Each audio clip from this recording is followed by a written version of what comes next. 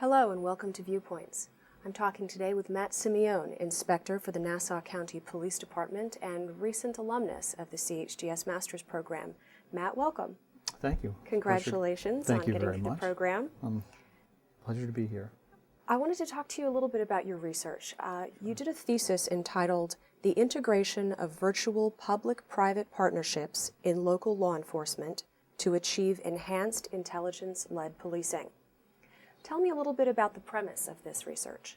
Sure. The core of my research is about intelligence-led policing and how local law enforcement agencies can use technology to exponentially expand their law enforcement intelligence networks into the private sector. You see, intelligence-led policing really relies on data collection from a wide range of sources, and using technology, we can really dramatically expand the present capacity for agencies to do so. Let me start sort of at the beginning. Tell me what intelligence-led policing is. Well, intelligence-led policing essentially involves an intelligence unit interpreting the environment, the criminal environment, developing intelligence products based on that, what they receive to interpret. Then they try to influence a decision maker, either in law enforcement or the private sector, and that decision maker then impacts the environment. And so it's key that the intelligence unit get as much relevant information and quality information as they can to create the best products possible to make the best decisions happen on the decision maker end and therefore impact the environment. Is that an extension of community policing?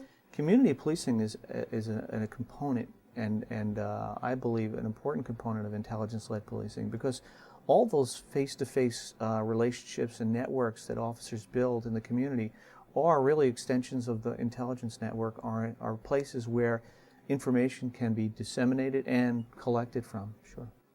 Now, you based your research on several case studies, no? Yes, I did. So who were the cases? I did 3 case studies. One was the Citizens Action Network, which is actually a private company that runs a partnership for agencies. The second was NYPD Shield, which is run by the New York Police Department and is a private security counterterrorism partnership. And the third was the Nassau County Police Department's Security Police Information Network. And the results, the findings of your research? Well, I found that an all crimes, all threats, all hazards approach is the most efficient and the best way for an agency to proceed in terms of a virtual public-private partnership.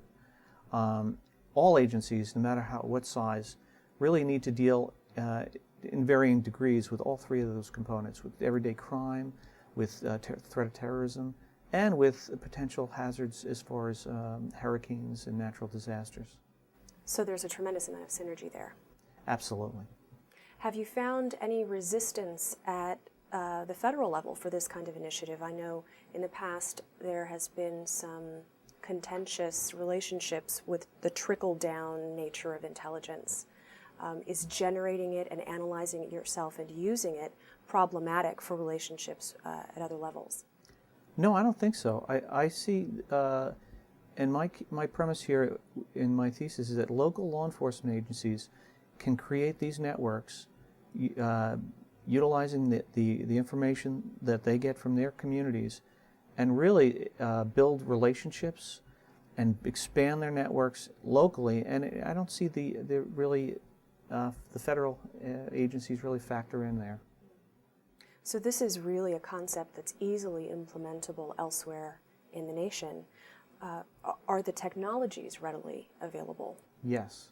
I discuss 4 technologies in my thesis: email and web portals or websites, which most agencies either have websites and are using email for everyday communication. But I also discuss web forums and Microsoft Groove, which is a collaborative software environment. My research led me to look at virtual communities, and I found that there are literally thousands of communities of interest on the internet where people gather online to discuss various interests and hobbies. and how we could use web forums in law enforcement to help connect our own neighborhood watch leaders, such as the store security directors, and allow them a space where they can share information, where law enforcement can monitor, can contribute, and I saw tremendous value potential in that kind of an arrangement. And I also looked at Microsoft Groove, which is a collaborative software environment where law enforcement can invite security directors, for instance, into a workspace.